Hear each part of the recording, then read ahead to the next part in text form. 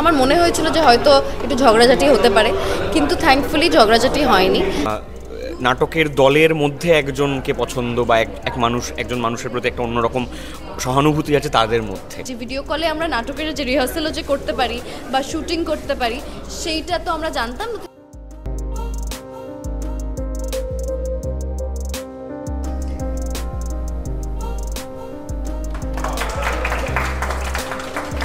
Committee of the International Film Festival of Kolkata, when this film was selected in the Indian competition.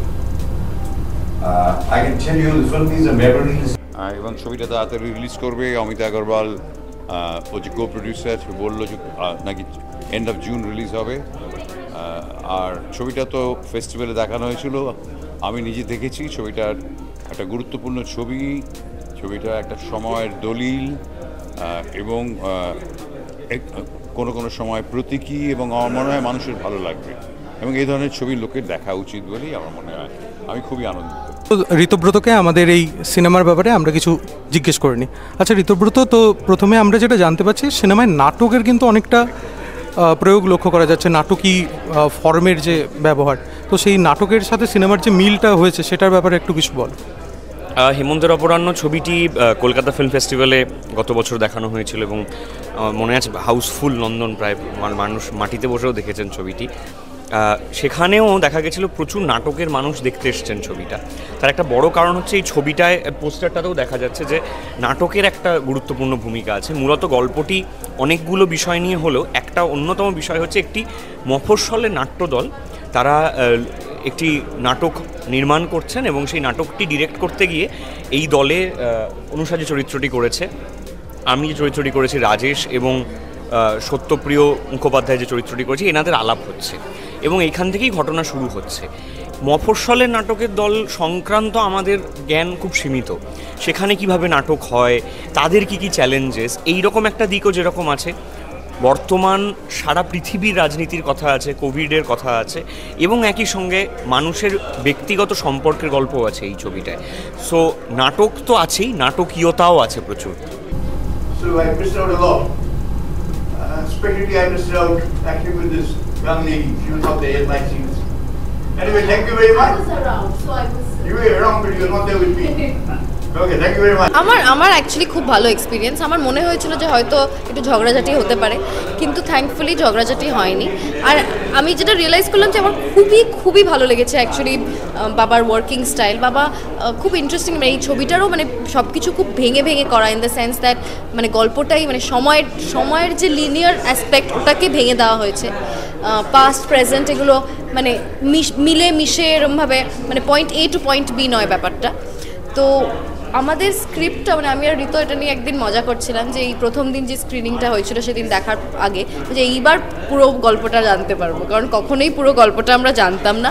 আমাদেরকে যতটুকু বলা হতো আমরা ততটুকুই মানে ব্যাকগ্রাউন্ডটা অফকোর্স দিতেন আমার বাবা, খুবই মানে সূক্ষ্মভাবে সুন্দরভাবে বুঝিয়ে দিতেন, এবং তারপরে আমরা তার ভিত্তিতে আমরা অভিনয়টা করতাম। এবং মানে every day was a different day, এটার একটা ব্যাকগ্রাউন্ড, মানে এভরি সিনের আগে মানে no director I have worked with পরমদা, এক্সেপ্ট ফর পরমদা আর আমার বাবা, প্রত্যেকটা সিনের আগে ব্যাক কনটেক্সট এরমভাবে ব্যাক করে আবার পুরোটা মানে আবার মাথায় সাজিয়ে দেয়। মানে আমরা ইউজুয়ালি সবাই স্ক্রিপ্ট পড়ে থাকি তাও, সো দ্যাট রিয়েলি হেল্পস যে কি emotion director, at the end of the day film তো ডিরেক্টরের মিডিয়াম, কারণ ডিরেক্টরের যা ভিশন সেটাই আমরা চাই যে মানে অ্যাজ অ্যান অ্যাক্টর ফুটিয়ে তুলবো। তো সেইভাবে দেখতে গেলে আমার খুব সুবিধা হয়েছে বাবার সাথে কাজ করে।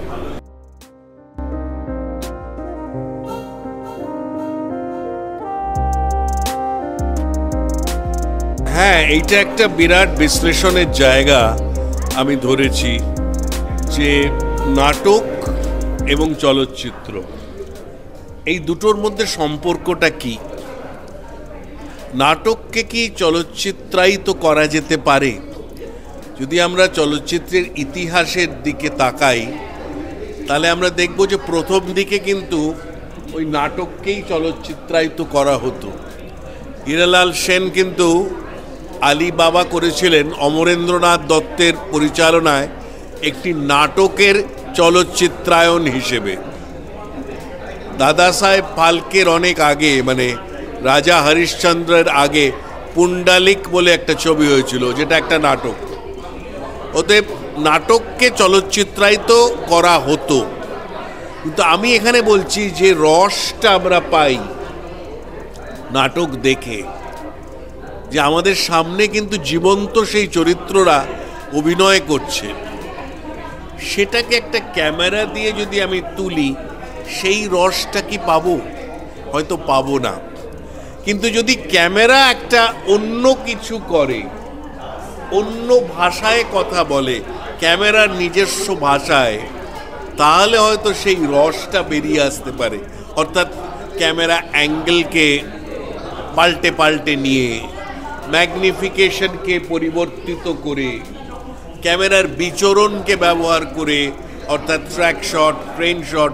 তার জন্য এই ছবিতে প্রচুর ট্র্যাক এবং ক্রেন। তো আমার ছবি নাটক এবং চলচ্চিত্রের মধ্যে সম্পর্কটা কি, এবং সেই সম্পর্কটা নাটক এবং চলচ্চিত্রের বাইরে এসে বাস্তবে চলে এসেছে। তো বাস্তবের মধ্যেও সেই আলো আধারি রহস্যময়তাটা চলে এসেছে, এবং কিছু কিছু সময় স্বপ্ন যেন ভীষণ বাস্তব হয়ে উঠেছে। আমি বলবো যে এই সিনেমাটা প্রচণ্ড একটা প্রাসঙ্গিক সিনেমা। এটা আমাদের যে একটা মানে 2020 মানে আমাদের জন্য প্যান্ডেমিকটা যে কিভাবে মানুষকে চেঞ্জ করেছে, আমাদের মানে যেই জিনিসগুলো আমরা ডিপ্রেশন বলো কি একটা একাকিত্বর সঙ্গে আমাদের একটা নতুনভাবে আমাদের পরিচয় হয়েছে। সেই সময় আমরা বাড়ির থেকে বেরোতে পারতাম না, এবং সেই সময় আমাদের অনেক রকমের ভাবনা আসতো আমাদের ভবিষ্যৎ নিয়ে, আমাদের মানে এরপরে কি হবে, এটা কি কখনো শেষ হবে, এটা কি অনন্তকাল ধরে চলে যাবে, আমরা কি এভাবেই ঘরের মধ্যে বন্দি থাকবো। তো সেই প্রশ্নগুলো নিয়ে অনেক মানে কথাবার্তা। আর তার মধ্যে ওই আমরা যে কত কিছু নতুনভাবে করা শিখেছি, ভিডিও কলে আমরা নাটকের যে রিহার্সালও যে করতে পারি বা শুটিং করতে পারি, সেইটা তো আমরা জানতাম না। তো সেই জিনিসগুলো আমরা করেছি। তারপরে ইউক্রেনের ওয়ার হয়েছে, সেই প্রসঙ্গ নিয়ে কথা আছে। তারপরে একটা হিউম্যান রিলেশন কতটা ইম্পর্ট্যান্ট, সেই কয়েকটা মুহূর্ত, আর মুহূর্ত শুধু নয়, মানে আমার আর ঋতুর সম্পর্ক, আমার আর সত্যপ্রিয়দার চরিত্রর সম্পর্ক, এগুলো খুব সুন্দরভাবে মানে সত্যপ্রিয়দা হয়তো আমার থেকে অনেক বয়সে বড়, মানে চরিত্রটা অনেক বয়সে বড়, আমার চরিত্রটা ওর থেকে অনেক ছোট। সবাই নাটক এই যে বিশ্ব রাজনীতির কথা বললে বা বিশ্ব পরিস্থিতির কথা বললে, কোথাও গিয়ে আমরা যখন জার্মানির নাটক করি, ব্রেক্ট যে সময় যেটা করছিলেন, মানে সমসাময়িক পরিস্থিতিটাকে তুলে ধরছিলেন, তো তোমার কি কোথাও মনে হয় সিনেমার থেকে নাটক ওটা বেশি পারে? মানে সিনেমা কি কোথাও একটু কল্পনার জগতে বেশি নিয়ে চলে যায়? না, ডেফিনেটলি সিনেমার রিলিজ এবং ডিস্ট্রিবিউশনের জন্য অনেকগুলো বাধা বিপত্তি থাকে। ধরো আমরাই যে থিয়েটারটা করি, আমরা একেবারে প্রতিস্পর্ধী রেজিস্ট্যান্সের থিয়েটার করি। আমরা এখনও ব্রেক্সের একটা নাটক করছি, আমাদের গপ্প বলে আমাদের নাট্য অনেক নতুন নাটক, সেটা করছি। এর আগে আমরা আমাদের উৎপল দত্তের নাটক দিল্লি চলো সেটা করছি। তো আমাদের নাটকের মধ্যেও, পশ্চিমবঙ্গের নাটকের মধ্যেই একটা ধারাবাহিকতা আছে, একটা প্রতিস্পর্ধী থিয়েটার, একটা রাজনৈতিক সামাজিক নাটকের। সেটার একটা বড় কারণ হচ্ছে যে থিয়েটারে এখনও সেইভাবে সেন্সরশিপ, ডিস্ট্রিবিউশন, রিলিজের সরাসরি শাসকের সঙ্গে সম্পর্কটা, বা সরাসরি হলের মালিক, সরাসরি দলের মালিক, এদের সম্পর্ক হয়নি স্থাপিত। সিনেমা রিলিজের ক্ষেত্রে সেন্সরশিপ একটা বড় জায়গা। বিশেষ করে আমরা মানে যেরকম কেন্দ্রীয় সরকারের মানে আন্ডারে রয়েছি, সেখানে কোনো কাজই সেন্সর যে মাপে সেন্সর করা হচ্ছে, সেখানে ভালো রাজনৈতিক সচেতনতার কাজ খুব বিরল হয়ে দাঁড়িয়েছে। সেই জায়গা থেকে এখনও পশ্চিমবাংলার থিয়েটার বা ভারতীয় থিয়েটার বা থিয়েটার অ্যাজ এ ফর্ম অনেক বেশি রেজিস্টেবল হয়ে দাঁড়িয়েছে। ব্রেক্সটের কথা উঠলো যেহেতু, সেই জন্যই বলতে হয় যে মানে রেজিস্টেবল রাইজ অফ আর্তুরো উইয়ের মতো একটা নাটক, সেটা বারবার করে পশ্চিমবাংলায় বা সারা ভারতে হচ্ছে, তারও একটা কারণ আছে নিশ্চয়ই। তুমি বরাবরই মেনেছো যে ক্যামেরার সামনে অ্যাক্টিংটা খুব মেথড অ্যাক্টিংয়ের তুমি বিশ্বাস করো, এটা আমরা বারবারই শুনেছি আর কি। তো এই নাটকীয়তার সিনেমাতে আসা, এটা নিয়ে তোমার কি মন্তব্য আর কি? মেথড অ্যাক্টিং নানা দেশে নানা রকমভাবে ইন্টারপ্রেটেড হয়েছে, এর কোনো সেট ফর্মুলা নেই। আর বিভিন্ন দেশের সংস্কৃতির সঙ্গে যুক্ত রয়েছে তার নাট্যকলা, তার প্রভাব সবসময় পড়ে। যেমন তসিরে মিফুনকে যদি দেখা যায় কুরোসাওয়ার ছবিতে, আমরা দেখব যে কাবুকি নাটকের প্রভাব রয়েছে। তা আমাদের দেশেও নানান অন্যান্য নাটকের, আমাদের দেশে তো একটু জগা খিচুড়ি, কারণ ইউরোপিয়ান থিয়েটার থেকে আমরা শিখেছি, আমাদের প্রসিনিয়াম থিয়েটার, কিন্তু আমাদের নিজস্ব ট্রেডিশনাল থিয়েটার ছিল, ফোকলোরস ছিল। তা আমার মনে হয় এইগুলো নিয়ে চর্চা হওয়া উচিত।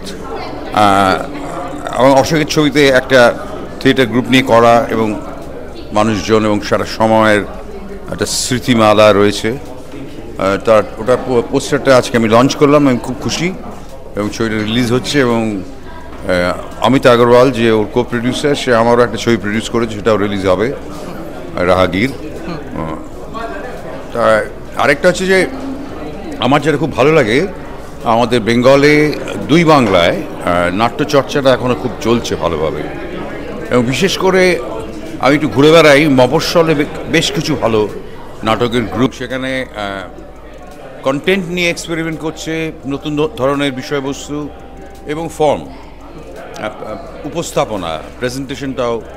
আমি বলবো যে জেলার যে দলগুলো, তাদের এনকারেজ করা উচিত। এনকারেজ মানে কি, নিজেদের মধ্যেই করতে হবে। মানে আসলে মার্কেটিং ব্যাপারটার সঙ্গে তো একটা বাজার জড়িয়ে আছে, সে সবাই পায় না, কিন্তু বাজারের বাইরেও অনেক ভালো কাজ হয় বলে আমার ধারণা।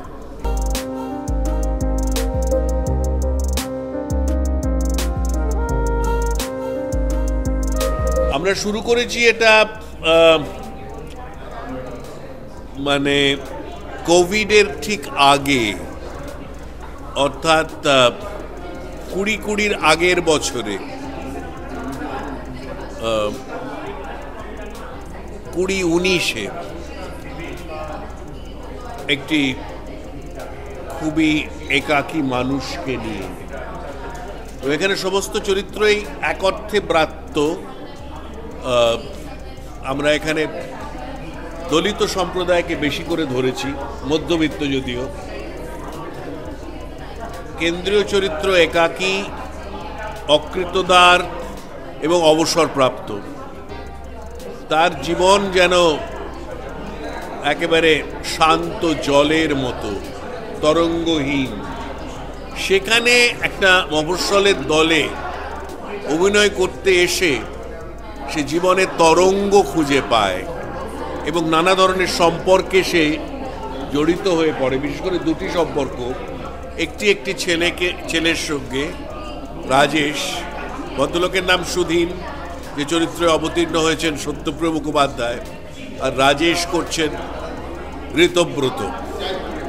আর আরেকটি পাপিয়া বলে আরেকটি মেয়ে, বাচ্চা মেয়ে, অনেকই ছোট, যে চরিত্রে অবতীর্ণ হয়েছে অনুষা। এই দুজনের সঙ্গে যে সম্পর্ক, তার মাধ্যমে একটা তরঙ্গ তৈরি হয়, কিন্তু তারপরে কোভিড এসে সব কিছু চুরমার করে দেয়, আবার সেই একাকী জীবনে সে ফিরে যায়। তারপরে কিভাবে আস্তে আস্তে তার থেকে সে বাইরে আসে, সম্পর্কগুলো কি হয়, এবং তার নিজস্ব ছেলে পড়াশোনার জন্য ইউক্রেনে, সে কীরকমভাবে বিপন্ন হয় এবং তার একাকিত্ব কিভাবে মাঝে মাঝে তাকে গ্রাস করে। তার মৃতা স্ত্রী মাঝে মাঝে ফিরে আসে, হয়তো স্বপ্নে, বা বাস্তবটাই যদি স্বপ্নের মতো হয় সেই রকম। সেটা নিয়েই কিন্তু আমার মূল ছবি। চরিত্রটা সম্পর্কে যদি একটু বলো। আমার চরিত্রটার নাম রাজেশ। রাজেশ মফস্বলে থিয়েটার করে, ভীষণ বড় স্বপ্ন, অভিনেতা হবে, এবং এই মফস্বলে থিয়েটারের দলের বেশ নাম করা এক মানে অভিনেতা রাজেশ। সে আস্তে আস্তে মানে যেরকম হয় আর কি, কাজ করতে করতে, নাটকে ভালো অভিনয় করতে করতে নজর কাড়ে এবং সিনেমায় আস্তে আস্তে যেতে শুরু করে। কোথাও একটা রাজেশের জীবনেও একটা ব্যক্তিগত ক্রাইসিস তৈরি হয়, যখন তাকে বেছে নিতে হয় কখনো সিনেমা থিয়েটারের মধ্যে, বেছে নিতে হয় দুটো মানুষের মধ্যে, বেছে নিতে হয় দল, নাটকের দল এবং নাটকের দলের মধ্যে একজনকে পছন্দ, বা একজন মানুষের প্রতি একটা অন্যরকম সহানুভূতি আছে তাদের মধ্যে। রাজেশের মধ্যেও অনেকগুলো শেড আছে। পুরো ছবিটার মধ্যে অশোক বিশ্বনাথের ছবিতে যেরকম অনেকগুলো ইন্টারপার্সনাল রিলেশনশিপস আছে, সেটা এই ছবিতেও আছে। ফাইনালি আমাদের দর্শকদের সম্পর্কে জন্য কিছু যদি বলো আর কি। দর্শকদেরকে বলবো যে এই বছর প্রতি বছরের মতো আপনারা দেখছেন যে প্রচুর সিনেমা, থিয়েটার, প্রচুর শিল্পীরা তাদের কাজ নিয়ে আসছেন। এই বছরটা যেহেতু নির্বাচনের বছর, তাই আমাদের মনে হয় যে যখন নির্বাচন থাকে তখন পৃথিবীতে আর কিছুই থাকে না। আসলে আমরা না থাকলে নিজের নির্বাচনটা থাকবে না, এইটা আমরা অনেক সময় নাগরিক হিসেবে ভুলে যাই। তাই আমরা যেন মনে রাখি যে শিল্প, সাহিত্য, সংস্কৃতি, বিজ্ঞান, মানবিকতা, মানবাধিকার বোধ, এই সবটাকে নিয়েই আমাদেরকে চলতে হবে। তাই নির্বাচনের জন্য সব কিছুকে পেছনে ফেলে দিয়ে শুধু নির্বাচন নিয়ে যেন না এগোই, আমরা যেন মানুষ থাকি, আমরা যেন শিল্পকে কোথাও ফেলে না দিই। কারণ শিল্প না থাকলে কি হয় সেটা আপনাদেরকে 3 বছরের প্যান্ডেমিক নিশ্চয়ই বুঝিয়ে দিয়েছে। তাই শিল্পীর পাশে থাকবেন, শিল্প কর্মের পাশে থাকবেন। ধন্যবাদ।